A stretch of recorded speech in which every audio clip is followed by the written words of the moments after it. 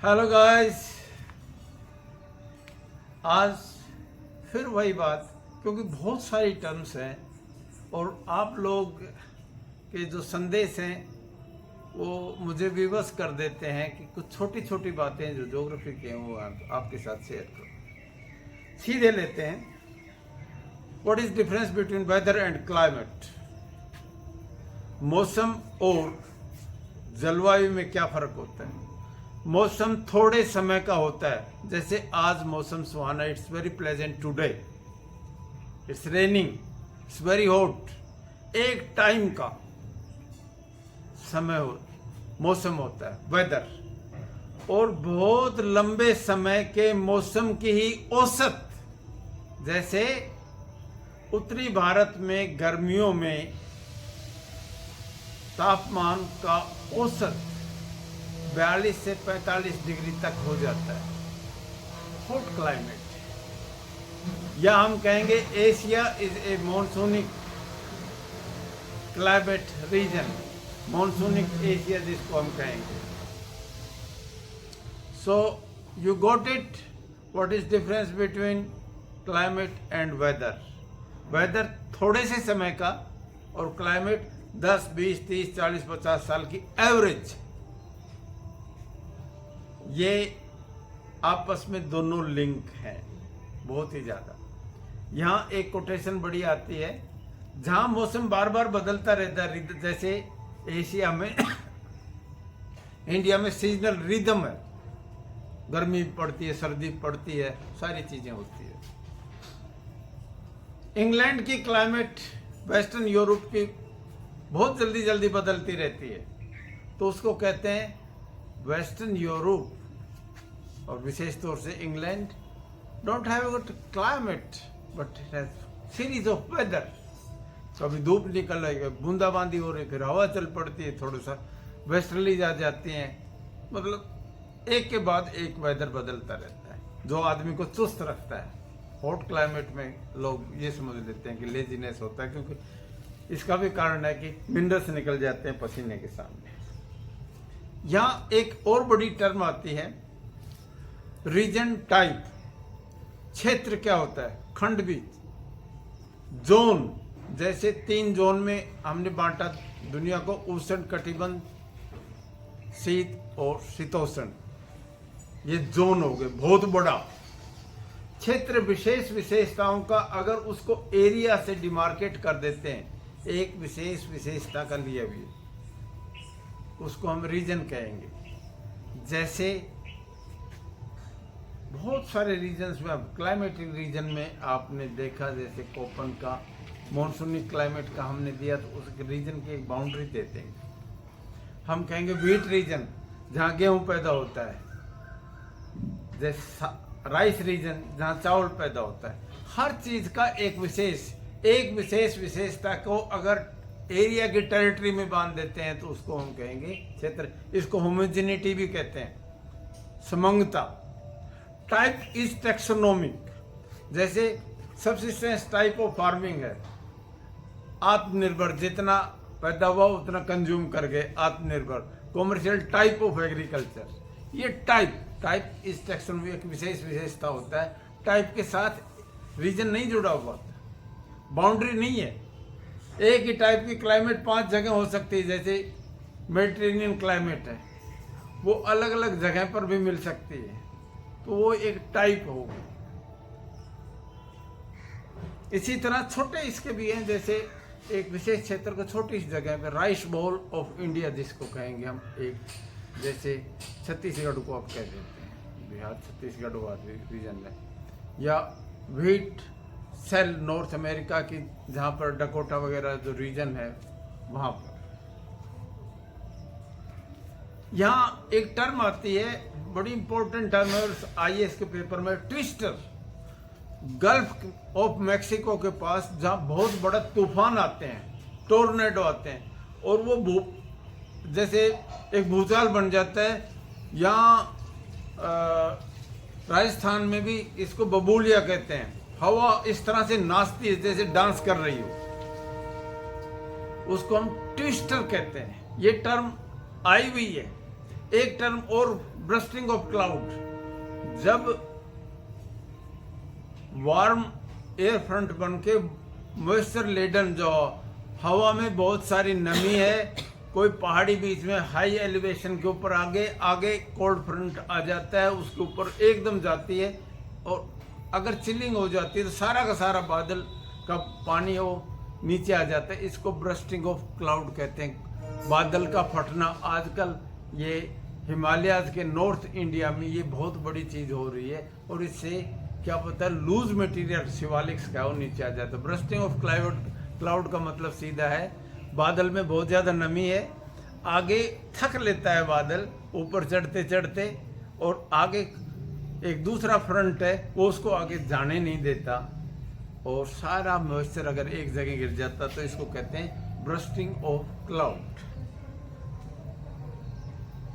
टेबललैंड या प्लेटो, ऊंचाई समुद्र तल से तो है लेकिन खड़ी नहीं है चढ़ाई, ऊपर एकदम फ्लैट सा नजर आता है जैसे मेज होती है, इसको टेबल लैंड कहते हैं। प्लेटो पठार, इसको ही टेबल लैंड भी कहते हैं।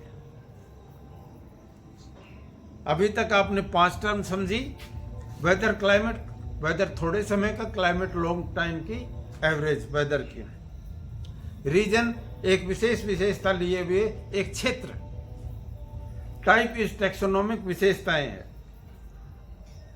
ब्रस्टिंग ऑफ क्लाउड, क्लाउड ऊपर जाता है एकदम बादल की सारा मॉइस्चर नीचे उतर जाना, उसको हम कहेंगे bursting of cloud. Table land plateau को ही कहते हैं। अब आ जाता है रिज, एक खड़ी कटक होती, कटक एक पहाड़ी जिसपे स्टीप स्लोप होता है, इसको रिज कहते हैं। समुद्र में भी हो सकती है, जैसे नॉर्थ अटलांटिक रिज है, समुद्र के अंदर रिज है, पहाड़ी रिज।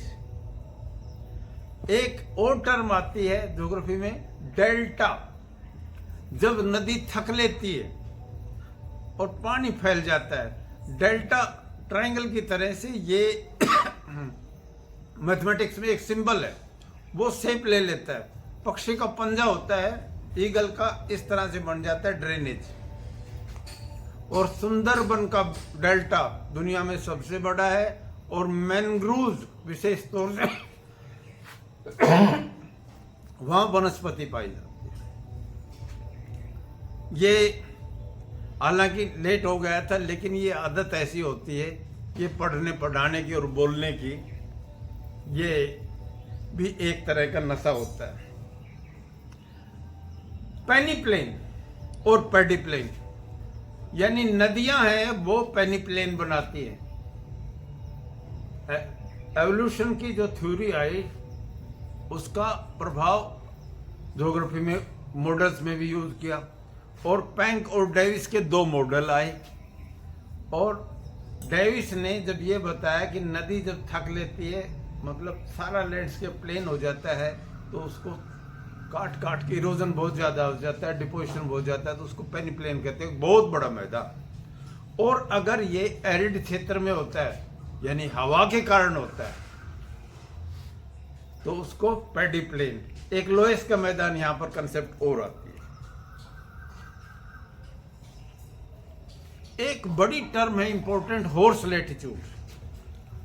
पुराने जमाने में ऑस्ट्रेलिया से इंग्लैंड में जब चापू से नाव खींचते थे, उन लोगों ने देखो कितनी मेहनत की हुई है।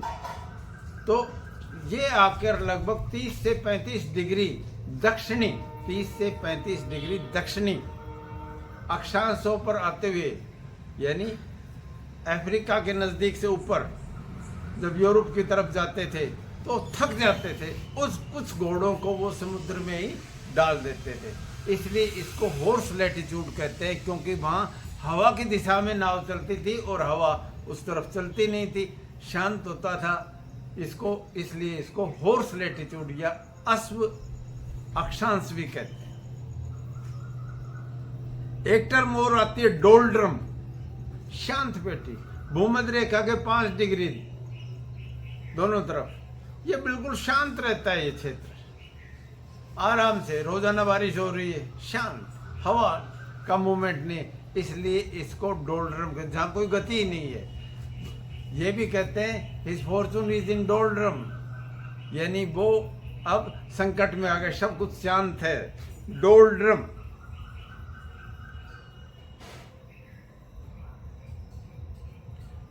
एक लोकेशन पे Scandinavian countries, Scandinavian, Norway, Denmark, Norway, Sweden, 3 ये देश, इनको स्कैंडिनेवियन कंट्री कह देते हैं। और अगर इनमें फिनलैंड और आइसलैंड भी जोड़ देते हैं तो इनको नॉर्डिक स्टेट्स भी कहते हैं। बाल्कनाइजेशन, यानी बाल्कन एक पहाड़ था, इनके टुकड़े सेकेंड वर्ल्ड वॉर में टुकड़े कर दिया अलग अलग इनको। जियो पॉलिटिक्स में ये टर्म स्कैंडिनेवियन कंट्रीज बहुत बार और क्यों आता है, इन देशों में ह्यूमन इंडेक्स बहुत अच्छी है, हैप्पीनेस की इंडेक्स बहुत अच्छी है दुनिया में। पर कैपिटा इनकम इतनी ज़्यादा चाहे बेशक नहीं हो, लेकिन सफाई की, सेहत की, हेल्थ की, एजुकेशन की, सर्विसेज की, ये सारी चीज़ें बहुत ठीक हैं, इसलिए ये बहुत इम्पोर्टेंट लेवल पे आते हैं। डेनमार्क का बहुत बार नंबर 1 पोजीशन पे रहा है दुनिया की हैप्पीनेस में। 3 ये रेखाएं जरूर देखना। रेड क्लिफ, इंडिया और पाकिस्तान के बीच में जो बाउंड्री लाइन है, वो रेड क्लिफ आया था अंग्रेज और एक 15 दिन में ही कर गया, जिसके अब तक हम नतीजे भुगत रहे हैं। चाइना और इंडिया के बीच में मैकमोहन लाइन, और पाकिस्तान और अफगानिस्तान के बीच में डूरंड लाइन, ये 3 line, red Cliff India Pakistan, Durand Pakistan Afghanistan के बीच में, और इंडिया चाइना के बीच में मैकमोहन लाइन, ये बाउंड्री बनाती हैं। एक बहुत लोगों को एक छोटी छोटी टर्म्स है, जैसे रिलीफ के बारे में। Relief is lie of the land और स्लोप इज एन एंगल, दोनों अलग अलग टर्म है। पर्वत, पठार, मैदान, झीलें, ये सब किस तरह का धरातल है। जैसे बेडशीट उल्टी सीधी यूं पड़ी हुई है, इस तरह धरातल पर पड़ा हुआ है, और उसको लाई ऑफ, जैसी जमीन पड़ी हुई है वो उसका धरातल है। Ups and down, ups and down, इसको रिलीफ कहेंगे। Slope is angle between two line, एक हॉरिजॉन्टल प्लेन, 2 पॉइंट्स के ऊपर जो बीच में एंगल बन जाता है उसको हम स्लोप कहते हैं। मेरा ख्याल है सर्वे के बारे में एक और पूरा सर्वे आ गया था, यहाँ पर पूरा वीडियो बनाएंगे। सर्वे, धरातल वो जो चीज़ हैं उनको कागज़ के ऊपर लाने की विधि को हम सर्वे कहते हैं। ये आजकल ड्रोन से हो गया, रिमोट सेंसिंग, ऊपर से सैटेलाइट से भी हो गया, बहुत सारे एरोप्लेन से भी हो गया था, फीता दरीब से भी होता था, ट्रप कंपास से भी करते थे, और ऑल इन वन का भी एक आ गया है कंसेप्ट। सो एक पूरा वीडियो सर्वे के ऊपर देते हैं। आज के लिए इतनी टर्म्स बहुत हैं। Good luck, happy day.